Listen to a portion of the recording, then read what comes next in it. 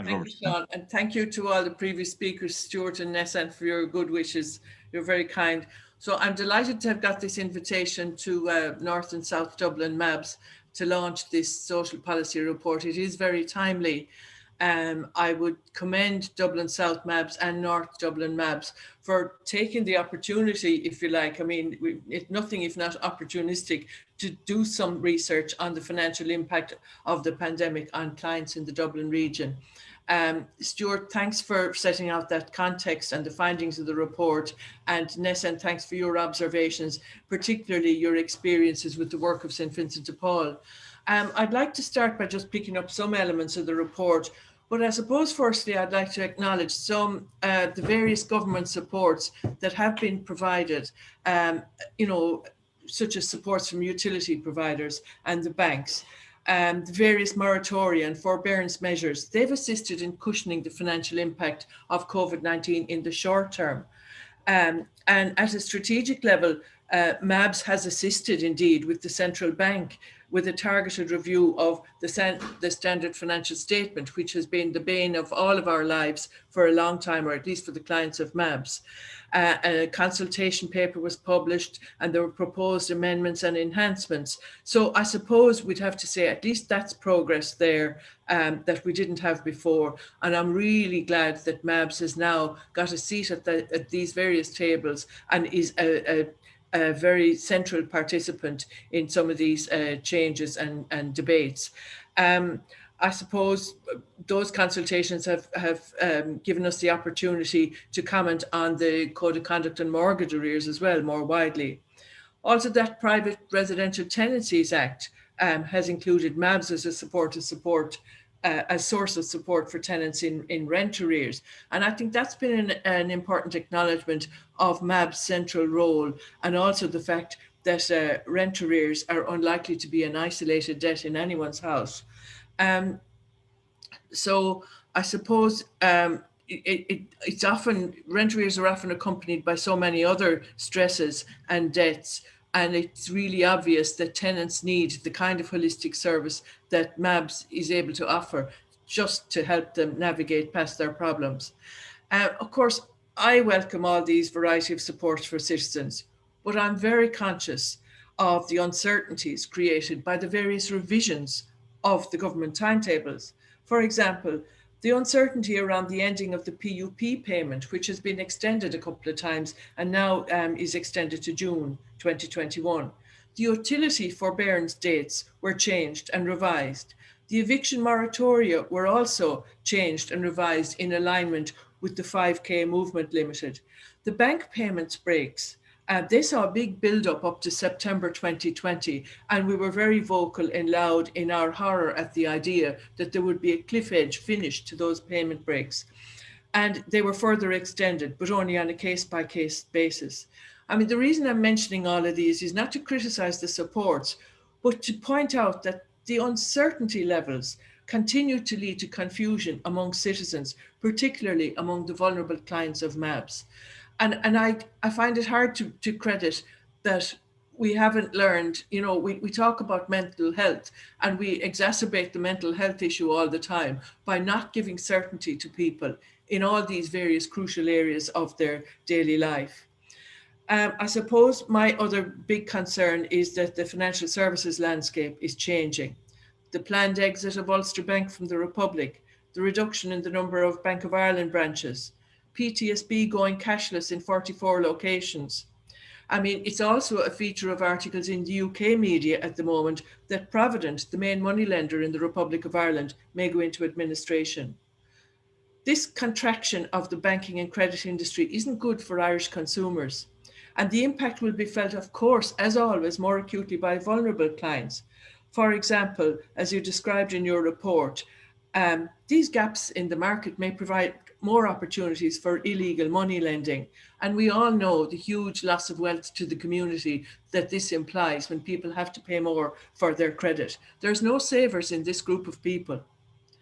I suppose also it'll bring negative consequences for budgeting and money management for those more vulnerable and marginalised or financially excluded clients of MABS. I think these challenges demonstrate a huge need and opportunity for MABS to try to educate people on alternatives like post office accounts, credit unions who offer current account services, even the household budget scheme. People will continue to need education in basic accounting and budgeting skills to more fully understand options for borrowing and saving. Because with bank branch closures and more citizens being pushed online, MABS could consider educating people on how to access their bank accounts online, how to be vigilant about online fraud, etc. I think the pandemic has brought many woes, but it has also increased the use of technology. And of course, a lot of older people have learned for the first time how to video call the grandchildren or how to shop online, how to attend a weekly church service through the internet. So technology does, I guess, present opportunities to spread the message to a wider audience efficiently. I suppose our minds are focused at the moment on the pandemic, and it looks like there will be for some time to come. But there's been previous research by MABS and by other bodies that highlights a very low level of financial resilience among certain categories of people in Ireland. And the previous research in MABS on fuel poverty that Ballyfermot MABS initiated highlighted the higher percentage of income that poorer households always pay for fuel and heating. That's the much talked about poverty premium that Stuart knows well and Nessan's very familiar with as well. Paying for things in installments always costs more than being able to pay in a single lump. And one of the issues when you were speaking about, why it costs more for poorer people, I was thinking of remember the top-up cards, the utility bill when you pay by card, there's an administration fee. And I remember, back in my generation, dozens of years ago, you would have a phone card. But if you had plenty of money, you could buy a phone card for, we'll say, £20 or something, and you'd get lots of calls on it. If you had very little money, you'd get one for a fiver, and you'd get very little for it. It wasn't actually a pro rata. There was a premium on buying the smaller card. It's always been the case. And somehow, I don't know how it emerged to be socially acceptable that if you couldn't pay more for something, that you had to pay a premium for the small version. I'm not sure if I explained that very well, but I think you know what I mean. So the less money, so paying for things in installments, as I said, is always costing more than making a single lump payment. And the less money you're able to put into your bank account, the higher your banking fees will be. And the 2020 task report on exploring household debt in Ireland said that about a third of low-income households in Ireland struggle to meet everyday living costs, and they're consistently failing to meet their debt repayments as they fall due. For single parents, that goes up to 36%, and for the unemployed, it's up to 40%.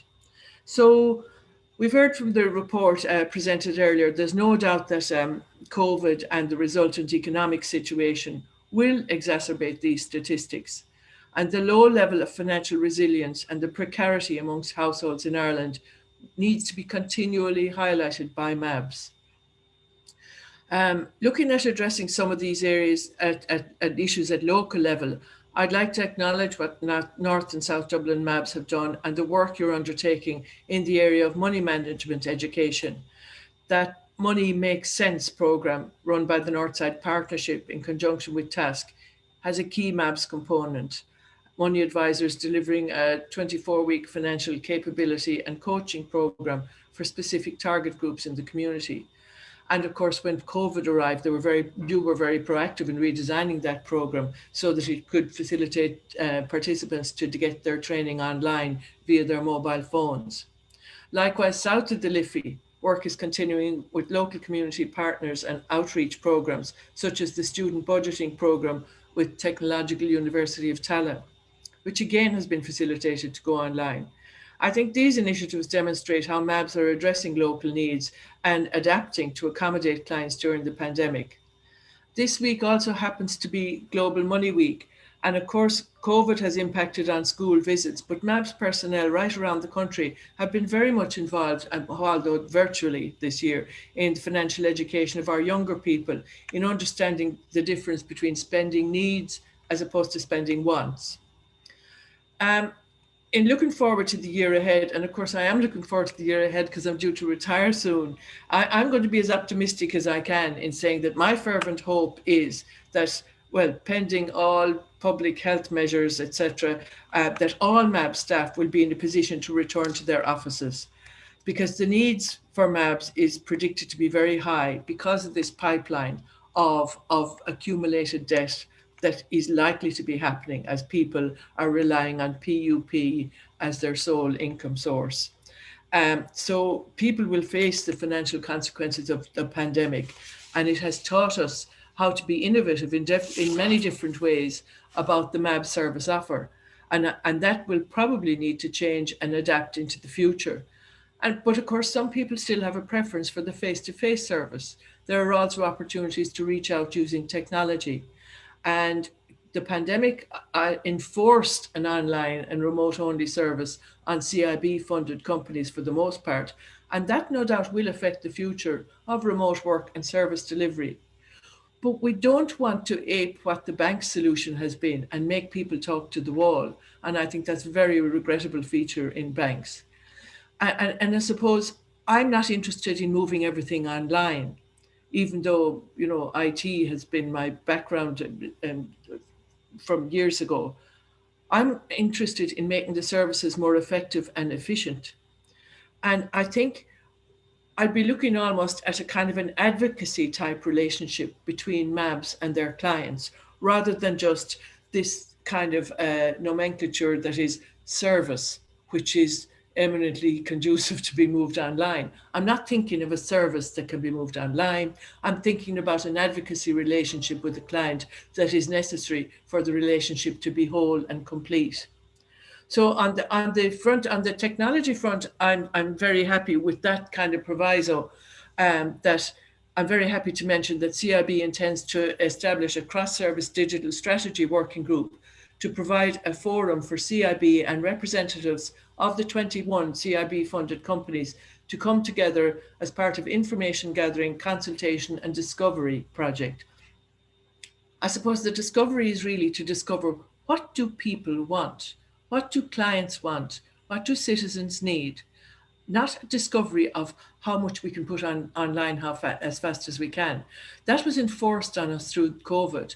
It was necessary at the time, but it's not sustainable in the long term if unless we are to actually diminish our service by calling it just a service that can be moved online. It's not just a service, it's an advocacy for clients to bring them from a state of inhibition, fear, debt difficulty into a state of where, there's no KPI in the world that I have seen that reflects a message that I was sent recently, which is, you have helped people sleep better at night.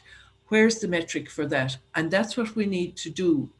But it's very difficult to have the metric for that says, this is what we do and this is what we need to continue to do. Moving everything online, will that do that? I don't think so. One thing that I think that, I miss my visits to MABS, and I miss reading the thank you cards. I mean, how could you capture the success of MABS? Would you send all the thank you cards into the 160 odd pigeonholes in Dáil Éireann and say, look, this is what MABS does? I wonder, is that how we're to measure the success? By actually, vocalizing what people are saying to MABS and expressing on their behalf to the decision makers that this is how important it is to have this holistic service. I think it just trips off the tongue, has done for so many years, that people think, oh, MABS does a holistic service, and no one is actually thinking about what that actually means. It means that only part of it can go online, but the remainder, as Stuart is very emphatic on, has to be a face-to-face, client-facing service of advocacy. So I suppose the group, as I was talking about, the digital strategy group, will have to be citizen focused. We'll have to make sure the discussions and recommendations are predicated on the need for continuous improvement of service. Like I say, we won't have people talking to the wall like they have to do in banks. The digital strategy produced will have to reach out to people who are not currently using our service. So we're not reaching everyone, and that's a given. We're not reaching some young people that we could reach. but we have lost a lot of people through the pandemic that we have to continue to reach somehow. So we want to increase the organizational effectiveness through the digital strategy. And as I said, not just turn everything online. For example, Dublin South MABS recently volunteered to become involved in an e-signing pilot, which is a component of the digital strategy. In being inclusion focused, I think the working group that we're setting up for digital strategy will recognise citizens who prefer to access services through non-digital channels, and they should be allowed to continue always to exercise that preference. So I suppose just before I finish up, can I congratulate you in Dublin South MABS and North Dublin MABS for undertaking this research on the impact of the COVID-19 pandemic. And it certainly counters some of the official statistical narrative on the increase in savings in the economy as a result of the less opportunity to spend. It certainly gives insight into the people who didn't experience any income lift as a result of the social distancing measures. Only great expense is what they experienced. It noted clients newly presenting were predominantly those without any prior engagement with MABS, in contrast to their predecessors. And that suggests that there may be a large number of people experiencing a worrying financial difficulty, perhaps for the first time. I trust that the findings presented today will inform further social policy initiatives, and I'm proud that we can sponsor and support such initiatives, and that it could be followed up with practical local actions and programs. I'm very confident that MABS is well placed to do just that. And finally, as I take my leave of CIB due to retirement in the next few weeks, can I say how proud I am of your work and your dedication, no more so than now as we face the challenges of COVID-19. And I thank you most sincerely for your individual and your collective support over the past 6.5 years or so. So it gives me great pleasure, therefore, to formally launch the Social Distancing on the Margins report. Thank you.